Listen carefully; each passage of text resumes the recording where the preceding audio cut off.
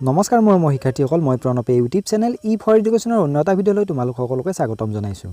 মোৰ শিক্ষাৰ্থীসকল আজি মই তোমালোকৰ মাজলৈ লৈ আহিছোঁ হায়াৰ ছেকেণ্ডাৰী ছেকেণ্ড ইয়াৰৰ বিহু নামৰ বিষয়টোৰ ইউনিট নম্বৰ 5 মৰাণ জনগোষ্ঠীৰ বিহুৰ পৰম্পৰা। এই ইউনিটটোৰ যিখন অনুশীলন আছে সেই অনুশীলনৰ প্ৰশ্নৰ উত্তৰসমূহ। তেতিয়াহ'লে আহাচোন পলম নকৰি আজিৰ ভিডিঅ'টো আৰম্ভ কৰোঁ। আৰু তাৰ আগতে মোৰ ফালৰ পৰা তোমালোকলৈ এটা অনুৰোধ, এই চেনেলটো যদি ছাবস্ক্ৰাইব কৰা নাই তেতিয়াহ'লে ছাবস্ক্ৰাইব কৰি ৰাখিবা আৰু কাষতে থকা বেল আইকনটো প্ৰেছ কৰি দিবা। মই দিয়া এনেকুৱা ধৰণৰ শিক্ষামূলক ভিডিঅ'সমূহ লগতে বিভিন্ন বিষয়ৰ বিভিন্ন প্ৰশ্নৰ উত্তৰসমূহ নিয়মিতভাৱে পাই থাকিবলৈ। তাৰ উপৰিও আগৰ ইউনিটকেইটা যদি চোৱা নাই মই ডেছক্ৰিপশ্যনত লিংক দিছোঁ, তাত গৈ তোমালোকে আগৰ ইউনিটকেইটাৰ উত্তৰসমূহ জানিবলৈ সক্ষম হ'বা।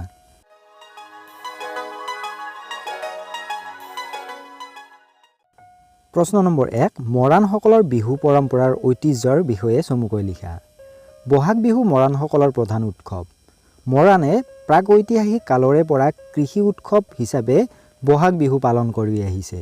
মন কৰিবলগীয়া যে তেওঁলোকৰ মাজলৈ বিহু পঞ্জিকা মতে নাহে, প্ৰকৃতিৰ ৰূপান্তৰ আৰু চিৰকলীয়া নীতি মানিহে আহে আৰু সেইদৰে খেতি বাতিৰো প্ৰভাৱ পেলায়।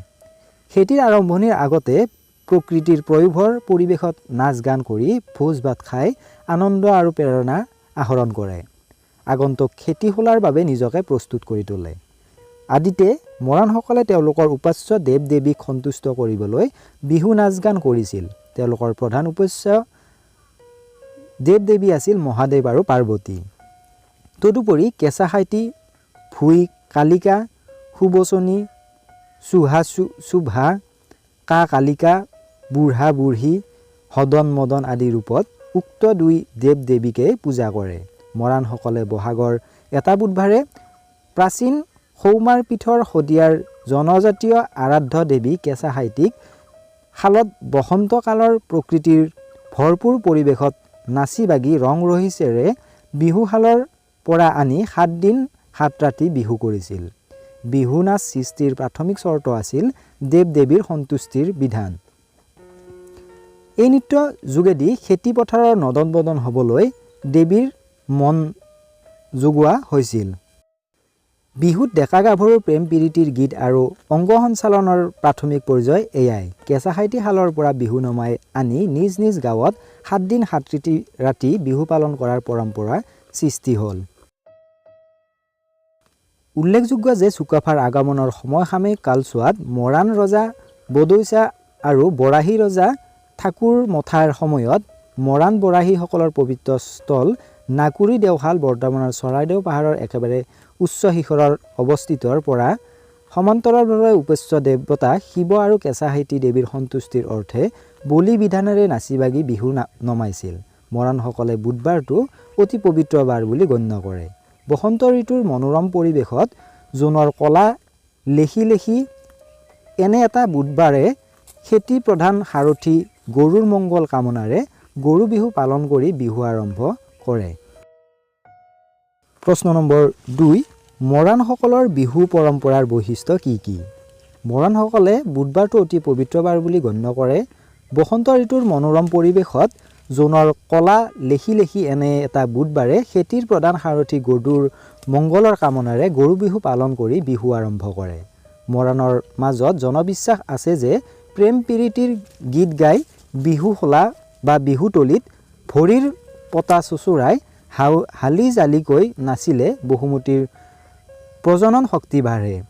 সেই প্ৰজনন শক্তিৰ অধিক সক্ৰিয় আৰু গতিশীল কৰি তোলাৰ প্ৰয়াসত ধৰ্মীয় ধাৰণাক সংস্পৃষ্ট কৰি তোলা হৈছে। এই ধৰ্মীয় ধাৰণাৰ উদ্দেশ্য হ'ল ভুই পথাৰত যাতে আহু খালি দুইবিধ খেতি নদন বদনকৈ হয়, গৰু ম'হ হাঁহ পাৰ হাতী আদি জীৱ জন্তুৰ ভালে কুশলে থাকে, ঘৰৰ সকলো মানুহ দেশ জাতিৰ অপায় অমংগল যাতে নহয় তাৰ বাবে উপাস্যজনৰ ওচৰত প্ৰাৰ্থনা কৰা হয়। পৰৱৰ্তী সময়ত আজিৰ পৰা প্ৰায় 300-500 বছৰ আগতে বৈষ্ণৱ নাম ধৰ্ম পৰিগ্ৰহণৰ কৰাৰ পিছৰ পৰা সত্ৰ নাইবা নামঘৰৰ পৰা পূৰ্বতে শদিয়াৰ কেঁচা সাইতি শালৰ বৰবলি দি পূজা কৰি বিহু নমোৱাৰ আৰ্হিতে বিহু নমোৱাৰ পৰম্পৰা চলি আহিছে। অৱশ্যে সম্প্ৰতি বিহু নমাওঁতে জীৱ বলি দিয়া নহয়। তথাপি কোনো সত্ৰৰ যজ্ঞ ঘৰত বিহু উৰুৱা তিথিত ছাগলী পাৰ হাঁহ আদি বলি দিয়া হয়। এতিয়াও চলি আছে। তদুপৰি কিছুমান অঞ্চলত বহাগৰ শুক্ল দশমীক এনে যজ্ঞ অনুষ্ঠিত কৰে। প্ৰশ্ন নম্বৰ 3, বিহুৰ দিন বাৰ মৰাণসকলে কেনেকৈ নিৰ্ধাৰণ কৰে?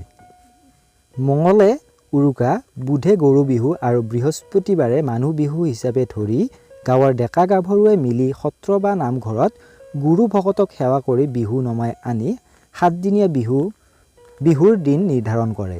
সেইদৰে বিহু নমাই নিজ নিজ গাঁৱৰ বিহু ঘৰত 7 দিন 7 ৰাতি বিহু পালন কৰে। প্ৰয়োজন সাপেক্ষে ডেকা গাভৰু আৰু গুৰু ভকতৰ সিদ্ধান্ত অনুসৰি তাতকৈও দীঘলীয়াকৈ বিহু পালন কৰিব পাৰে। প্ৰশ্ন নম্বৰ 4, মৰাণসকলৰ 7 বিহুৰ নাম লিখা।